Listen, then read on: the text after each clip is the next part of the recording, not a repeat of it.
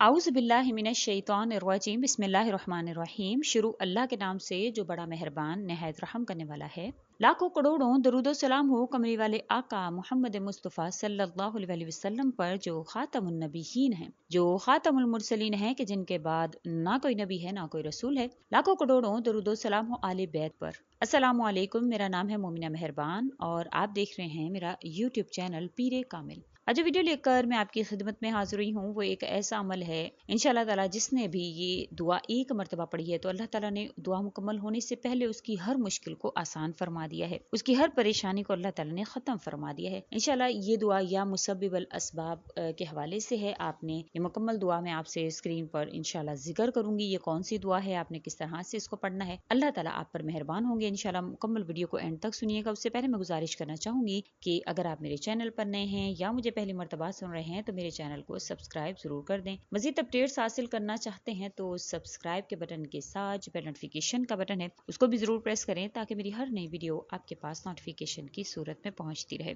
कहते हैं कि दाऊद अलैहिस्सलाम ने अपने बेटे सुलेमान अलैहिस्सलाम से फरमाया कि किसी आदमी का तकवा जो है वो 3 चीजों से पहचाना जाता है। जो पास नहीं है इसके मुताल्लिक कामिल तवक्को रखता है कि इंशाल्लाह मुझे मिल जाएगा, जो मिल गया है इस पर दिल से राजी रहता है, और जो जाता रहा है इस पर पूरी तरह से सब्र करता है। ये है एक कामिल तकवे वाला इंसान जो कि अल्लाह पर भरोसा करता है। ये है वो इंसान। अगर आप अल्लाह पर भरोसा करते हैं, अल्लाह पर यकीन रखते हैं, तो आप इंशाअल्लाह ताला अल्लाह पर कामिल, आपका ये भी यकीन होगा कि मेरा अल्लाह मुझे इस परेशानी से निकाल सकता है। जो भी आपसे वज़ाइफ जिक्र किए जाते हैं, कोशिश होती है कि उसका ताल्लुक कुरान करीम से हो, सरासर हदीस मुबारका से हो और अल्लाह के नामों से हो। किसी किस्म का शिर्क हम आपसे जिक्र नहीं करते। अब आज का जो वजीफा है इंतहाई आसान है, बड़ा ही खूबसूरत है, या मुसब्बिबल असबाब के हवाले से है। कहते हैं कि एक आदमी शफीक जाहिद के पास हाजिर हुआ और अर्ज किया, मुझे कुछ वसीयत फरमाएं। इन्होंने इरशाद फरमाया कि 3 चीजों का खूब ख्याल रखो। अल्लाह ताला की इबादत करो तो साबित कदमी से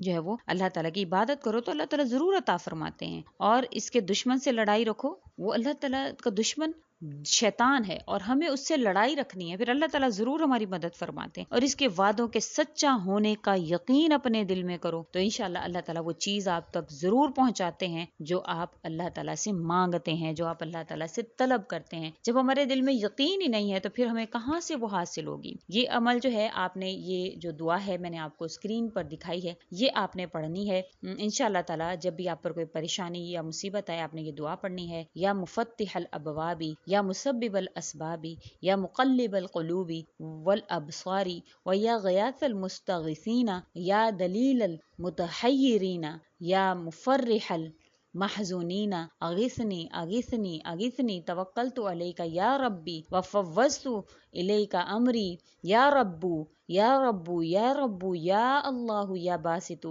या रज़्ज़ाक़ु, या फ़त्ताहु, या करीमु। ए खोलने वाले दरवाजों के, ए सबब पैदा करने वाले असबाब के, ए फेरने वाले दिलों के और निगाहों के, और ए फरियाद सुनने वाले, फरियाद करने वालों के, ए राह बताने वाले हैरानों के, और ए फरहत देने वाले गमगीनों के, मेरी फरियाद सुन ले, मेरी फरियाद सुन ले, मेरी फरियाद सुन ले, मेरी फरियाद सुन ले। भरोसा किया मैंने आप पर, ए मेरे परवरदिगार, सुपुर्द किया मैंने तमाम कामों को आपकी तरफ। ए परवरदिगार, ए परवरदिगार, ए परवरदिगार, ए अल्लाह, ए खुशहाली बख्शने वाले, ए रोजी देने वाले, ए रहमत के दरवाजे खोलने वाले, ए सखी अल्लाह। ये वो दुआ है जब आप पर कोई परेशानी आए तो आपने फौरन से जाए नमाज पर बैठकर अल्लाह ताला से मांगना है। और इंशाअल्लाह ताला जब आप अल्लाह ताला से एतकाद के साथ, यकीन के साथ आप अल्लाह से मांगते हैं तो ये वलियों की खसूसियत है। उनको ये परवाह नहीं होती कि हम क्या कर रहे हैं, उनको ये परवाह होती है कि हम अल्लाह से मांग रहे हैं, इसमें अल्लाह की कौन सी सना है, कौन सी तारीफ है जिसके जरिए से मैं अल्लाह से मांग रहा हूँ। तो आपने ये जब दुआ पढ़नी है तो आपने दिल में यकीन रखना है अल्लाह की ज़ात पर। और ये कितने प्यारे अल्फाज हैं, इनके अल्फाजों पर आपने तवज्जो और गौर करनी है कि मैं क्या कह रहा हूँ अल्लाह ताला से। जब आप अल्लाह ताला से इस तरह से